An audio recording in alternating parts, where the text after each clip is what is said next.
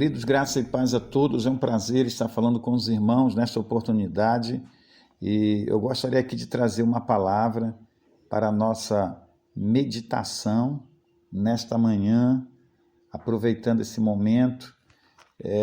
Quero ler com vocês um texto de Apocalipse, capítulo 1, versículo 5 e 6, a parte B do versículo 5 e o versículo 6.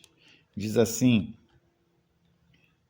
aquele que nos ama e em seu sangue nos lavou dos nossos pecados e nos fez reis e sacerdotes para Deus, seu Pai. A ele glória e poder para todo sempre. Amém. Glória a Deus. Nós temos aqui uma palavra revelada por Deus a João na ilha de Pátimo. Aqui o livro de Apocalipse é um livro de revelação. E aqui nós temos uma grande e uma extraordinária revelação de Deus que está em harmonia com os propósitos eternos de Deus e o propósito de Deus desde a queda do homem, que é exatamente restaurar na vida do homem a sua missão, a sua essência como um verdadeiro adorador. Alguém que foi chamado para adorar a Deus em todos os aspectos da sua vida e manifestar Deus em sua vida. Aqui nós observamos que a obra redentora de Cristo, ela tem como um dos principais objetivos constituir na terra um reino sacerdotal. Existem dois reinos que atuam no mundo espiritual e que se manifestam na nossa experiência humana: o reino das trevas e o reino de Deus. Um dia, o reino das trevas ele será totalmente aniquilado e não mais existirá, e prevalecerá unicamente aquele reino que existe desde o início de todas as coisas. Quando Deus ele começa a trazer à existência todas as coisas, ele cria um reino e coloca neste reino seres que foram criados para adorar a ele, para servir aos seus propósitos eternos. E nós também fomos criados e colocados aqui nessa terra, para que aqui na terra nós possamos cumprir o propósito eterno de Deus e para que aqui na terra seja exatamente como é lá no céu, aonde Deus reina também, com a sua primeira criação, os seus anjos. Glória a Deus. Então todo o plano da redenção, ele visa exatamente restaurar todas as coisas e restaurar o propósito eterno de Deus na vida da sua criação. É por isso que a palavra de Deus, ela nos traz aqui em Efésios, no capítulo 1, eu quero ler com vocês, versículo 10, diz assim: de tornar a congregar em Cristo todas as coisas, na dispensação da plenitude dos tempos, tanto as que estão nos céus como as que estão na terra. Glória a Deus. Então, na dispensação da plenitude dos tempos. Então, em um tempo escolhido por Deus, aonde Deus concluirá todo o seu propósito divino, que se desenrola na plenitude dos tempos, ou seja, nos tempos passados e subsequentes da história humana, haverá um momento, numa dispensação, que é um período de tempo, em que Deus irá trazer tudo que ele fez nos tempos passados, se concluirá em um tempo que a Bíblia chama de plenitude dos tempos, a conclusão, de todo o plano de Deus em toda a história humana, em todos os tempos.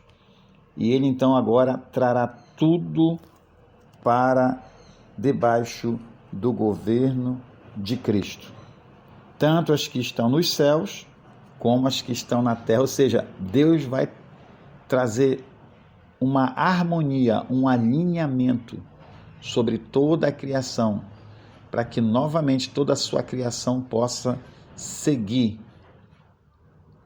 no mesmo ritmo, numa mesma direção, no mesmo propósito, e a vontade de Deus se estabeleça.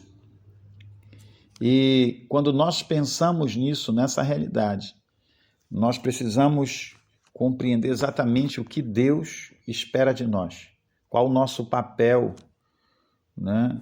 Qual o significado e o objetivo da nossa existência, qual o significado e o propósito da salvação na nossa vida. Aqui no versículo 5 e 6 do livro de Apocalipse, nós temos isso muito claro. Diz a palavra que ele nos lavou com seu sangue, ou seja, nos purificou dos nossos pecados, tirando toda a culpa que estava sobre nós, para nos fazer reis e sacerdotes para Deus, para o seu Pai. Glória a Deus. Então, o que Deus espera e que Ele quer de nós é que sejamos um reino de sacerdotes. Cada cristão, cada homem, cada mulher, de qualquer idade, de qualquer raça, de qualquer língua, tribo ou nação, é chamado por Deus, através de Cristo, para fazer parte do seu reino e para assumir nesse reino uma posição de sacerdote diante de Deus, né? Para que nós possamos entender melhor isso, é importante sabermos qual é o papel de um sacerdote, para que possamos melhor nos posicionar e assimilar a nossa missão, o propósito da nossa vida. Os sacerdotes eram homens que serviam a Deus diante do povo. Eles eram interlocutores do povo perante Deus. Diferente dos profetas que eram interlocutores de Deus perante o povo. Os profetas, eles recebiam a mensagem de Deus e se apresentavam diante do povo e transmitiam a mensagem de Deus para o povo. Geralmente, em tempos em que o povo estava vivendo longe, distanciados de Deus, eles eram levantados por Deus para trazer uma mensagem de juízo, de alerta e de arrependimento à nação de Israel. Mas os sacerdotes, eles foram levantados primeiro, quando Deus instituiu o culto, após tirar aquele povo que não tinha nenhuma experiência com ele, que vivia na escravidão do Egito e que conhecia a Deus apenas como o Deus de Abraão, de Isaac e de Jacó, ou seja, o Deus dos seus antepassados. Eles conheciam as histórias de Deus, que estavam registradas nos anais da história do povo de Israel, mas agora eles estavam ali no Egito e eles não tinham uma experiência pessoal com Deus. E todos precisamos de uma experiência pessoal com Deus. Este é o propósito de Deus. Deus nos criou para estarmos diante dele, diante da sua presença. Quando Deus criou Adão e Eva, a Bíblia diz que Deus visitava o jardim na viração do dia. Ele estava ali e Adão e Eva se apresentavam diante da presença de Deus. E com certeza, ali no Éden, fluía adoração. Ali no Éden existia um ambiente de contínua adoração a Deus. E quando Deus se manifestava diante de Adão e Eva, a ideia, a percepção que nós temos é que Adão e Eva se rendiam diante de Deus em adoração, reconheciam o Senhor como o Senhor de suas vidas, e eles se rendiam a Deus em adoração. E este era o propósito de Deus, que cada pessoa pudesse estar próxima dele e tivesse uma experiência pessoal com ele e pudesse adorá-lo e servi-lo, como acontece na esfera espiritual, onde os anjos o adoram e o servem e vivem para o seu propósito divino.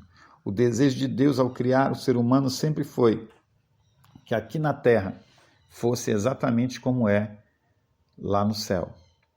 E para que o povo pudesse então conhecer esse Deus, Deus os levou ao tirá-los do Egito por um caminho mais longo até a terra prometida, onde eles tiveram que passar por vários obstáculos no caminho, passar por dificuldades, por algumas circunstâncias e situações em suas vidas em que eles puderam perceber que realmente Deus era o Deus de seus pais, o Deus poderoso que estava os conduzindo pelo deserto.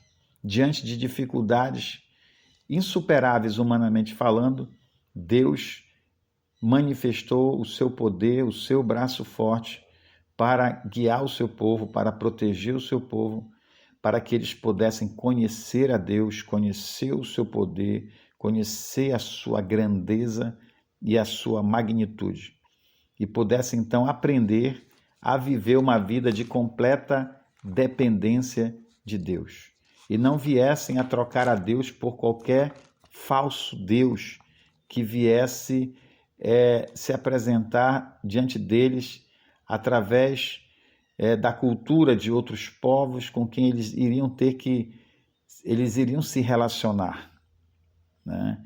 Israel sempre esteve cercada de outras nações pagãs que tinham seu próprio Deus. Somente aquela nação, a nação de Israel, era detentora do conhecimento sobre o verdadeiro Deus, o Criador de todas as coisas, o Deus Todo-Poderoso. Então Deus estava preservando na terra um grupo de pessoas que guardavam a revelação sobre o verdadeiro Deus, mas eles precisavam ter uma experiência pessoal com esse Deus, para que eles não viessem abrir mão de Deus e não viessem perder esse conhecimento e se dobrar a outros deuses, e assim o plano de Deus de restauração da sua criação não viessem a ser cumprido. Então a intenção de Deus era exatamente restaurar a adoração na vida do seu povo. Restaurar aquela qualidade de vida e de relacionamento que Deus nutria com Adão e Eva lá no paraíso. Na verdade, quando nós lemos a Bíblia, nós podemos entender que tudo o que Deus quer hoje é nos levar para o começo. Deus quer nos levar para o mesmo ponto de partida que está lá em Gênesis, quando Deus cria o homem, a sua imagem e semelhança, e ele sopra sobre aquele boneco. E quando ele sopra, aquele homem recebe vida biológica, recebe vida na sua alma, inteligência, raciocínio, vontade, todas as características de um ser inteligente, um ser consciente, né, racional, diferente dos outros seres que são irracionais, que não pensam. Mas Deus também sopra a vida espiritual, uma substância espiritual dentro desse homem que o conecta com o divino, que o conecta com o mundo espiritual de onde ele veio. O sopro vem de dentro de Deus. O boneco é feito da matéria, mas não tem vida. Mas o sopro que sai de Deus para dentro daquele boneco traz vida para aquele ser, para que ele viva aqui na terra um propósito eterno. Deus sempre, desde a queda de Adão, ele trabalha para restaurar o homem e levá-lo novamente a essa dimensão de vida.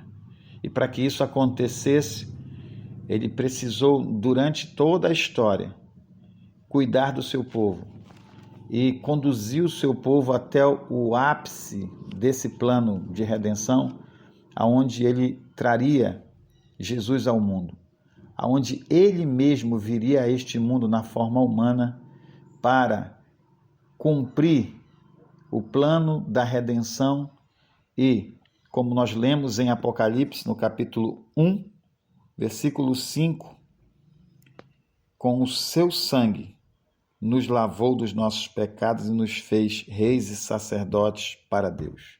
Através do seu sangue, novamente, restaurar a nossa essência de adoradores, nos fazendo agora um reino de adoradores, um reino sacerdotal. Porque sacerdotes são aqueles que se apresentam diante do trono de Deus. Sacerdotes são adoradores e intercessores. A função de um sacerdote é adorar a Deus, interceder pelo seu povo. Quando Jesus encontrou-se com a mulher samaritana, ele revelou essa essência do plano de Deus na salvação do homem. Ele disse para a mulher samaritana: chegará um tempo, e agora é, em que os verdadeiros adoradores adorarão o Pai em espírito e em verdade. Glória a Deus. Deus continua procurando adoradores e intercessores. A terra, ela responde para profetas, mas os céus respondem a sacerdotes. Somente sacerdotes podem reproduzir os céus aqui na terra. Assim como lá no céu, Deus tem anjos que lhe adoram. Inclusive, existe diante do trono de Deus uma classe de anjos que por toda a eternidade estão clamando e dizendo: Santo, Santo, Santo é o Senhor Deus Todo-Poderoso. Santo, Santo, Santo é o Senhor Deus Todo-Poderoso. Por toda a eternidade, ininterruptamente, sem cansar, eles adoram e glorificam a Deus. Como poderia alguém ficar diante do trono por toda a eternidade, sem se cansar, com prazer e grande gozo, adorar a Deus na beleza da sua santidade? É porque cada vez que eles dizem Santo, Santo, Santo, o Deus infinito revela de uma forma mais gloriosa a sua santidade. E cada vez que os anjos veem a grandeza da santidade de Deus, que é infinita, mais eles são levados a adorar e glorificar a Deus pela grandeza da sua santidade. Louvado seja o nome do Senhor para todo sempre. Da mesma forma que nós não nos cansamos de adorar a Deus, nós vamos aos cultos sempre que é preciso, e mesmo nos nossos lares, nós adoramos a Deus e não nos cansamos de glorificar o seu nome, porque cada vez que nós estamos mergulhados em Deus, na adoração e no conhecimento sobre Ele através da sua palavra, mais Ele se revela a nós, mais nós sentimos prazer em adorá-lo na beleza da sua santidade. Louvado seja o nome do Senhor. Então, os planos do Senhor, eles jamais poderão ser frustrados. Uma nação, um reino de sacerdotes se levantarão nesses dias para atrair o trono de Deus para a terra, para que o reino venha e aqui na terra seja como é lá nos céus. No reino de Deus, todos os seus filhos são sacerdotes. No Antigo Testamento, Deus separou uma família para assumir essa posição e serem representantes de Deus, do povo perante Deus. Levar o povo à adoração e interceder em favor do povo. E Deus fez isso porque quando Israel saiu do Egito, e eles passaram por todas aquelas experiências em que Deus mostrou a sua grandeza, o seu poder, e eles puderam, eles mesmos, terem uma experiência pessoal com Deus e conhecer esse Deus que eles só conheciam como o Deus dos seus pais. E quando chegaram diante do Sinai, onde Deus fez aquele monte fumegar, a terra tremer, relâmpagos e trovões se manifestavam no cume do monte. A Bíblia diz que uma fumaça densa cobriu o monte e relâmpagos e trovões se manifestavam ali e a terra tremia porque Deus desceu aquele monte para falar com Moisés.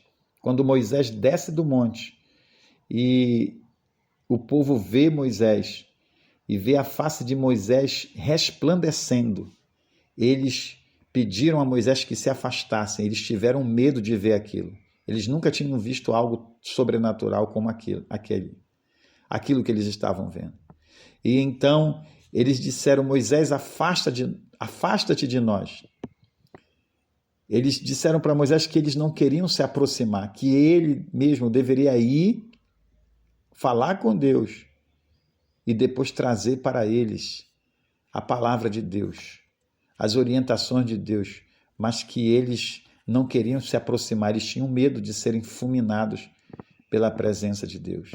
Então, por conta disso, Deus levantou uma família para que fosse uma família de sacerdotes, para cuidar da vida espiritual do povo. Mas nesse tempo que nós vivemos, através do sangue de Cristo, Deus, ele faz aquilo que sempre esteve no seu coração: fazer com que cada filho seu seja um sacerdote diante dele, alguém que possa estar diante do seu trono, porque os profetas, eles transmitem a palavra de Deus para o povo. Os sacerdotes, eles respondem à terra, mas os profetas respondem à terra, mas os sacerdotes, eles respondem aos céus. Glória a Deus. Então, diante da terra, profetas, eles ecoam a sua voz, mas diante do trono, apenas sacerdotes têm acesso. Pais, mães, filhos devem assumir o seu papel sacerdotal diante do trono. Cada um de nós, a nossa família, deve entender isso. Nós devemos entender isso. Devemos estar diante do trono de Deus como verdadeiros sacerdotes que podem atrair e dar sustentação à cultura de avivamento na terra. É isso que significa avivamento espiritual. Nós precisamos entender que avivamento espiritual é que aqui na terra seja como no céu. É que o propósito de Deus, o propósito eterno, ele se cumpra em nós. É que o propósito eterno de Deus, mais uma vez, possa fluir através da nossa vida e nós possamos viver para o propósito original de Deus, como Deus criou o homem a princípio, para que estivesse diante dele, para que ele pudesse estar diante desse homem e eles pudessem viver num relacionamento harmônico, onde o homem pudesse reconhecer o Senhor, adorá-lo, receber as suas instruções e viver aqui na terra segundo a sua vontade. Deus nos chamou para um reino. João viu diante do trono os 24 anciãos, e a Bíblia diz que eles eram reis, e eles estavam diante do trono. E a Bíblia diz que João viu quando eles tiraram as coroas de suas cabeças e colocaram diante do trono, e aí se encurvaram diante de Deus e adoraram ao Senhor. Eles assumiram ali um papel sacerdotal. Aqui aqui no Antigo Testamento, já na nossa experiência humana, da história humana, nós temos um exemplo de Davi, que também era um rei.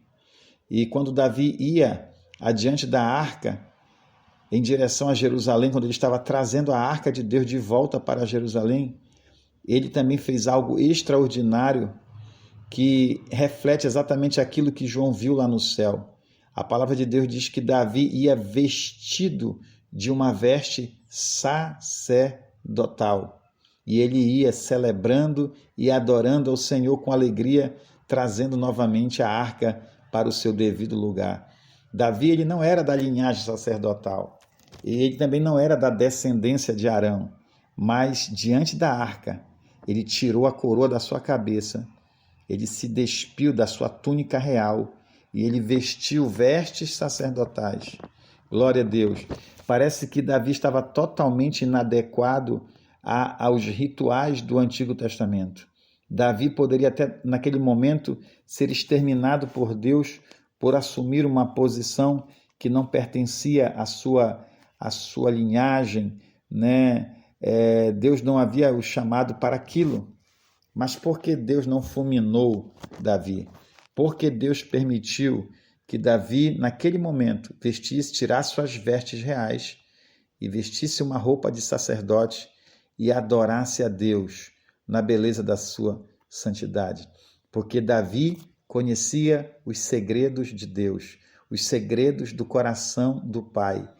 Ele, naquele momento, ele entendia que ele estava rei, mas ele nasceu para ser sacerdote diante do Eterno. Ele estava ali na terra para ser rei, para cumprir um propósito, mas ele entendia que ele estava dentro de um propósito divino, aonde Deus no futuro faria de todo Israel e de todos os seus filhos um reino de sacerdotes. Então, naquele momento, Davi, ele realmente assumiu a posição para a qual Deus estava levando todo o seu povo no plano da redenção.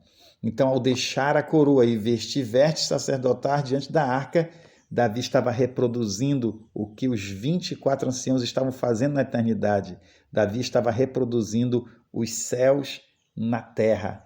Aleluia! E qual é o legado de Davi para nós? Qual é o maior legado da vida de Davi para nós?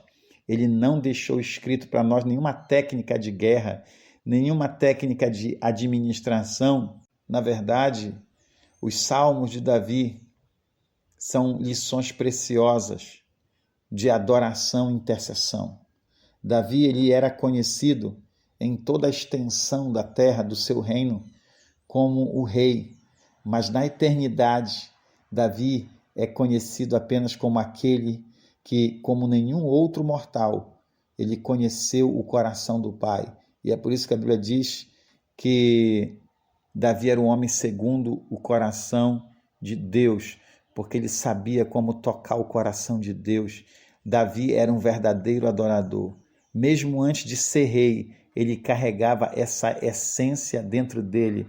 E quando ele se tornou rei, ele não esqueceu que o que ele tinha de mais importante era a sua adoração a Deus.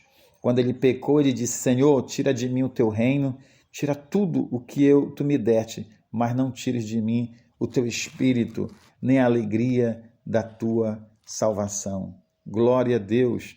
Este é o grande legado de Davi para nós, que nós possamos nesses dias assumir a nossa posição e a nossa postura como um reino de sacerdotes, como pessoas que foram chamadas por Deus para estar diante do trono de Deus, pessoas que foram chamadas por Deus para reproduzirem aqui na terra o que acontece lá no céu. Deus está nos chamando nesses dias a realmente assumirmos esta posição, a gerarmos ambientes.